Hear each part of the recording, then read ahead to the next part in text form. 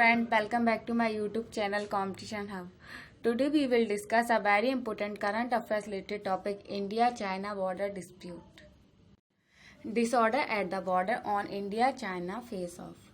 मई की एक वीक पहले से ही न्यूज स्टार्ट हो गई थी कि एलएसी पर काफ़ी टेंशन्स हैं, इंडिया चाइना बॉर्डर पर काफ़ी टेंशन्स हैं।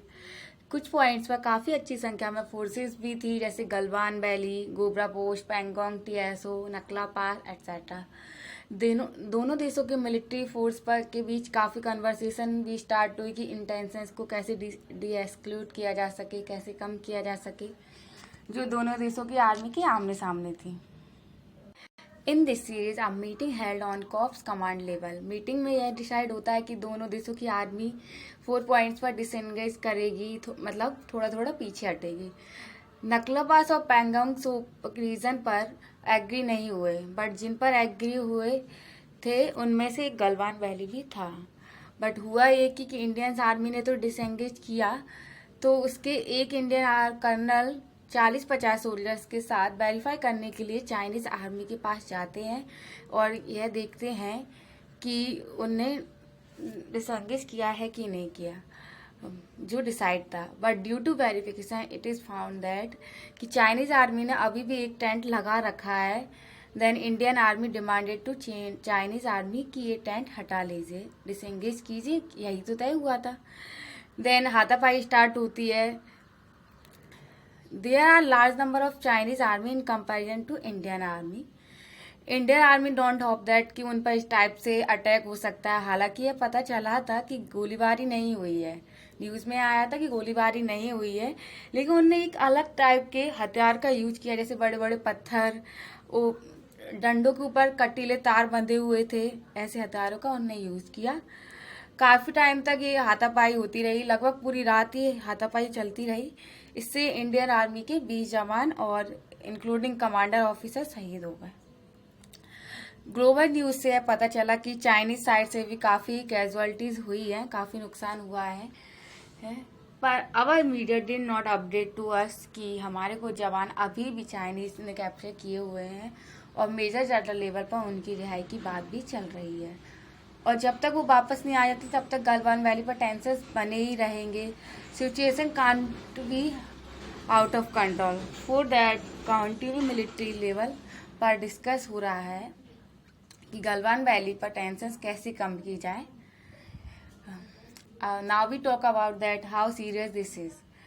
इन 1967 Nathu La pass of Sikkim both country had clashed. Indian army तार फेंसिंग कर रही थी, जिसका चाइना द्वारा विरोध किया गया, जिससे हमारे 88 जवान शहीद हो गए और चाइना की साइड से 300 कैजुअलिटीज भी हुई थी।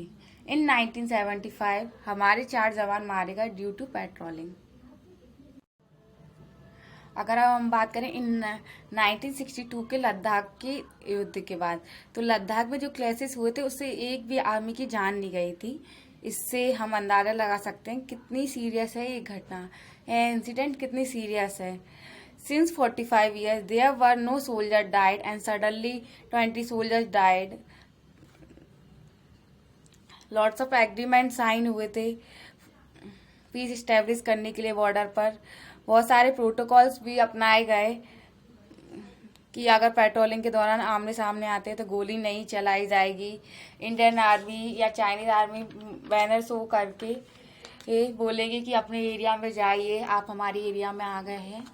And China did not follow these protocols. China ने प्रोटोकॉल्स फॉलो नहीं की, तभी ये पत्थरबाजी हुई। कई वीपन्स भी उपयोग किए गए, जैसे पत्थर, डंडों पर नुकीले दार बंधे हुए थे।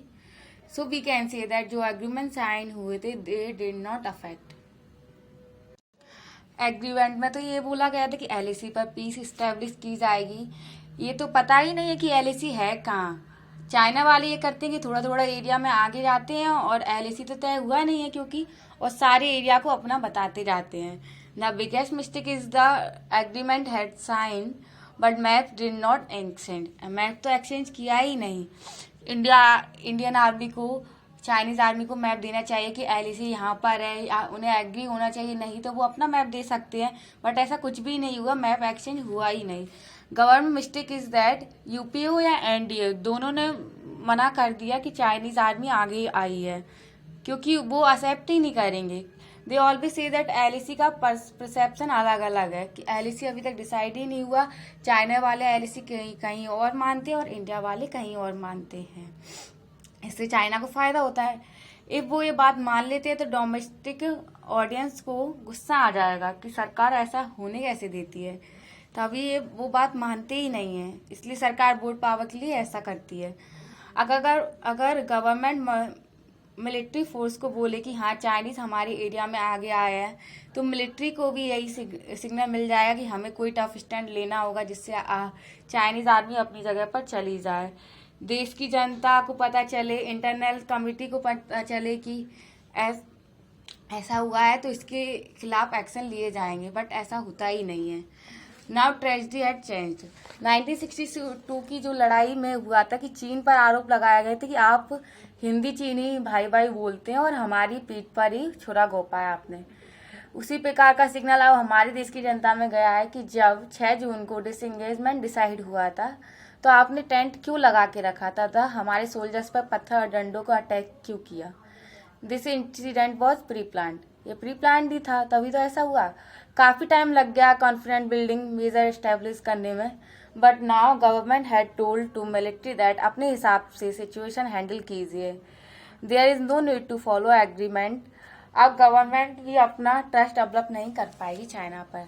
चाइना ने बहुत बड़ा बिल्डअप तैयार कर लिया था पहले ही, जहाँ पर दोनों देशों की आर्मी आमने सामने थी। Now we can say that सरकार को नेशनल सिक्योरिटी स्ट्रेटजी ऐसी बनानी चाहिए जिससे ये क्लैशेस बार बार ना हो। Thank you so much for discussion.